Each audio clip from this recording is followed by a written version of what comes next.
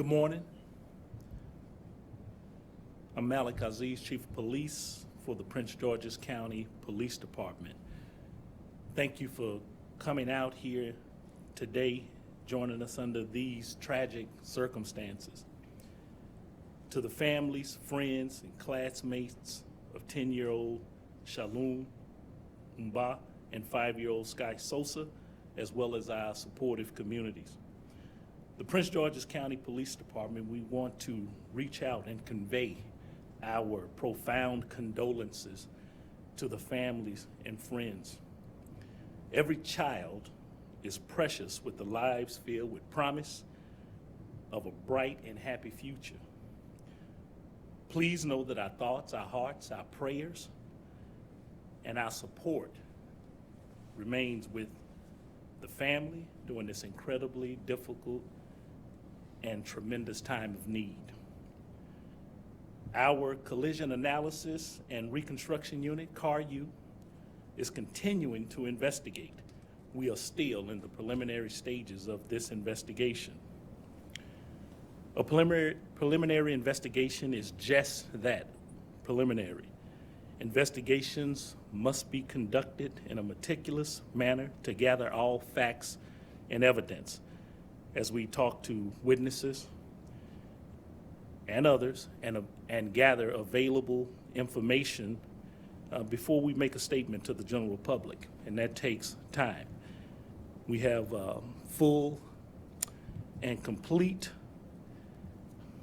belief in our CARU unit and our investigators that we will put together the facts and circumstances surrounding this tragic incident.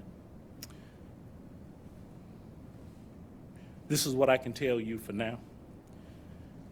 2 students were struck by a vehicle, a van, as they walked to school, and they succumbed to their injuries. The victims are 10-year-old Shalom Mba of Riverdale and 5-year-old Sky Sosa of Riverdale. An adult male relative of one of the children was walking with the victims as they were struck. The injuries of that relative are not considered life-threatening.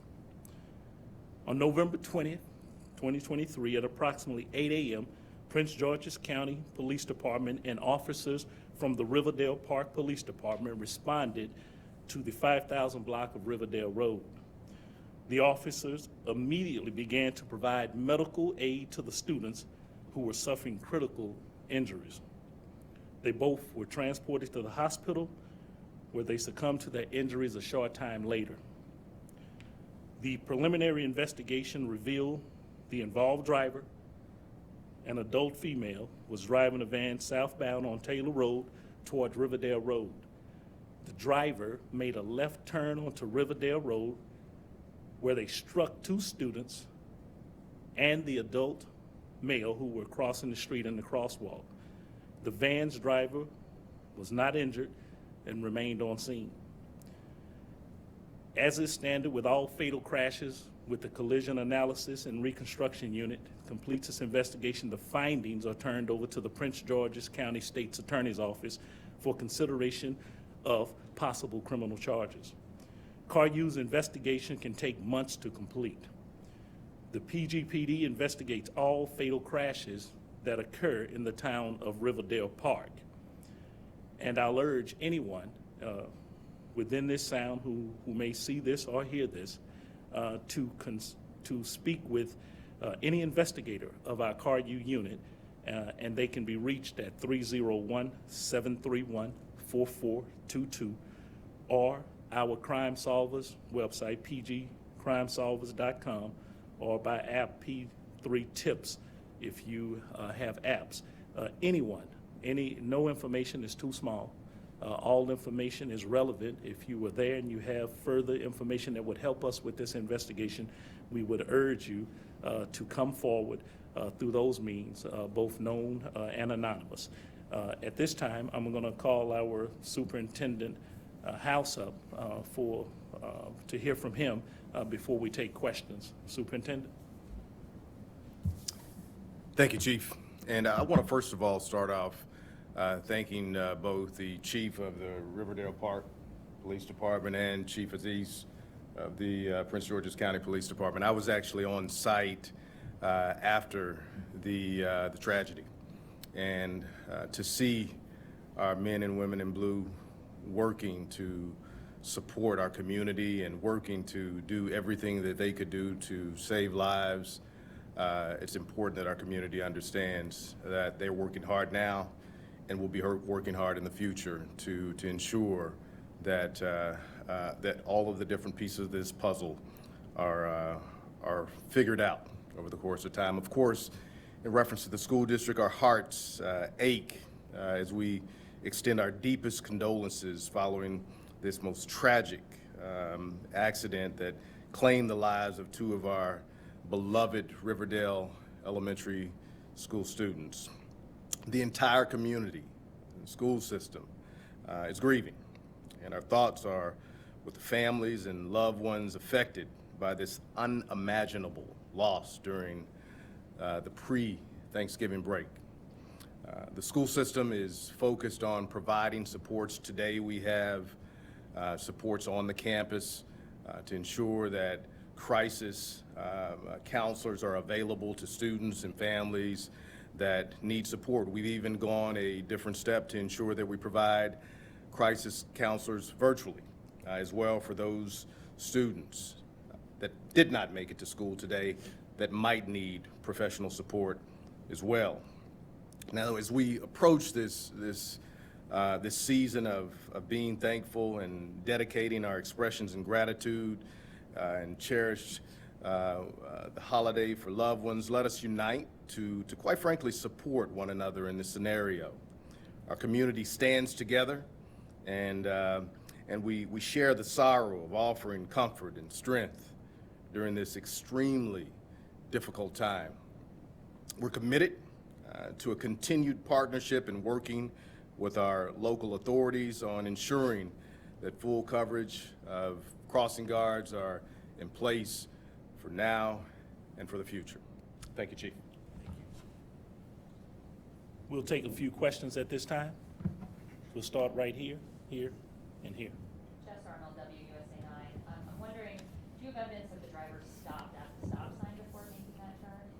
Right now, we are investigating that. We do have some information, but right now we're gathering that information and putting it together so we can be sure about what we actually see matches with witness accounts and the evidence that is coming forward here. What we do know is that that driver proceeded and made a left-hand turn, whether that was a stop or rolling stop, a complete stop or rolling stop. We're still putting that together at this time. Right here and then back to you. Did the driver happen to pass any other vehicles at that intersection? And we were also getting reports of the driver mentioning, she meant to hit the brakes but ended up hitting the gas instead. Yeah, I wouldn't doubt that, if those people are telling you or you're hearing it, they need to tell us, call us, and through Crime Solvers or our TIPS app or the number that I gave out. If that is information right now, that is not information that would be known to us at this particular time.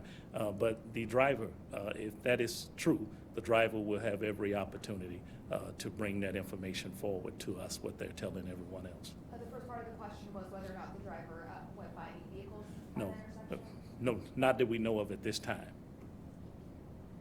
Chief Malacasis, we're hearing from parents that she ran a school transport business. Are you able to confirm that? And if so, do you know if she had the necessary permits to run a legitimate business? Well, that is for the investigation to bring the facts of that. I can tell you right now, even from my perspective on where I sit, then we've heard multiple things at this time. That's why we won't give out any information. This information from yesterday and just over 24 hours has changed at least 3 times with me.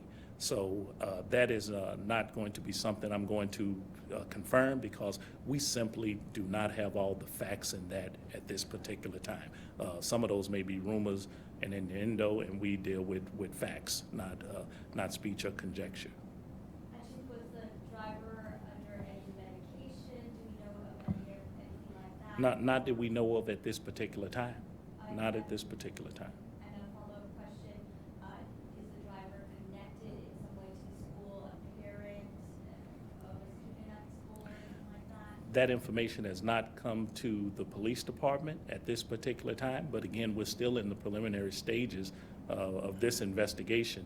I think as the facts come, as you heard the superintendent, and in his words, we work in a close, connected partnership with Prince George's County Public Schools. We work in a very robust, vibrant relationship with Riverdale Park, with all of our municipal chiefs. And we'll get to those facts with the school if they are indeed true. If the superintendent has different facts, then, I'm sure he would come to the lectern here. If you have any different facts, Super? Okay, all right. Well, we was back on this side, and then we'll come back. Melanie Ullman from Fox 5. We were hearing from people in the neighborhood that there was no crossing guard in the morning. They did see the crossing guard in the afternoon, and other parents that said to us that they did not see crossing guards in the morning for this school year. So could you or the superintendent clarify what was supposed to be there, if anything? Yes, let me start out by saying this. We lost two of our youngest people yesterday. Families are grieving today. Two families, friends, are without their children today, this morning, in a time where we are gearing up to give thanks for all the blessings that have been bestowed on us for a year. That's what we're getting ready to do. So I don't want to take away this from the family that I opened when I said they're in our thoughts and our prayers, they're in our hearts, that we have every intention of honoring the families. So with that said, the school crossing guards, everyone has a role to play in the safety of our children. So I don't want to move away that a driver of a van appeared to make a left-hand turn, and whether they completely stopped or continued to roll, struck 3 people and killed 2 children. That is the truth. So an adult male, many adults around, adult male walking his relative across the street, if that was a school crossing guard at the location, the work that they do every day, a fine job for my school crossing guards, then in all likelihood, adults, school crossing guard or not, would have most likely and a high probability of being struck too. In this particular case, the school crossing guard, it wouldn't appear that would have made a great difference into the facts that are surrounding, facts as we know them now, surrounding the loss of 2 of our youngest children. It has been a challenge for Prince George's County Police Department to hire school crossing guards. It's been a challenge to bring people on board in this age, in the post-pandemic society that we're living in. And we have had many applications filled. We have interviews scheduled in the coming weeks to hire, at least 22 interviews are scheduled to hire school crossing guards. We are not where we need to be in meeting the challenge. I urge anyone who cares about the safety of our children, if you have children or you care about our young people, to take an active part from the community to the government, to anyone who wants to make sure our children are crossing the streets safely. Lastly, I'll say for the school crossing guards, that location, there are many locations in the schools that we provide school crossing guards to, and as you can imagine, there are a minimum of 108 locations across the county, and those locations have sub-locations in them. They can have 2, 3, 4 different locations within that school that needs a school crossing guard. In that particular location, one of our best long-time school crossing guards retired this summer after giving us years of service at that location. And that is one of the locations that we have been seeking to fill and have a proper replacement for the person who retired after many years of service, and making sure that our children could cross the street in a safe manner. But in the end, an adult male was there, staff was around, making sure that our kids got across the street, because we have a partnership. And the tragic outcome of this is that two of our young people lost their lives. You mentioned you're not aware of any medication or anything else, any substances the driver may have been. Is that something you're testing though, just blood We're, tests or something? we're going to do everything in our, realm of investigations to get to, was that a factor, or if it happened at all. Right now, we don't have any indication of that. Back here. Could you elaborate on how, it might take a few months before we learn of whether any charges will be filed just on that process? Well, the process, the investigators will investigate the facts and the circumstances and put together a report, which will be handled by the state attorney's office. But there are a lot of things that we wait on for a report to be complete, from any other thing that's included, that the questions that were already asked, any other, video evidence, how long that takes, the medical examiner's office, from reports from there, that we know that a vehicle, a van, hit 3 people, killing 2. But the medical examiner makes the official ruling on that, and we wait for those things out of Baltimore County. And so there are a few factors that would lengthen that investigation as we have a complete report. I think you would agree that we don't rush things, and when we want to get it right, we're getting it right for the families first, for the victims the young victims who are no longer with us. We're getting it right for them first, and then we are making sure that we are on sound ground for us, for them, to have a complete report for the state attorney's office to move forward with. And those things take time, because it's so meticulous and so detailed in a fatality, not to say 2 fatalities. I have another question, but a quick follow-up to Joyce. You mentioned video evidence. Have you found video evidence in this instance? Video has come forward, and we are reviewing that information right now. Whether the details, there are witnesses who are there on scene, and there are things that we will put together to make sure that is actually the facts of what happened. And so this is early, because we have obtained that just now. So, and we are reviewing it now. We want to I mentioned we have some of the best, investigators in the policing profession, and they are going to have to go through that video and make sure things are right, and that there are many nuances that go into video.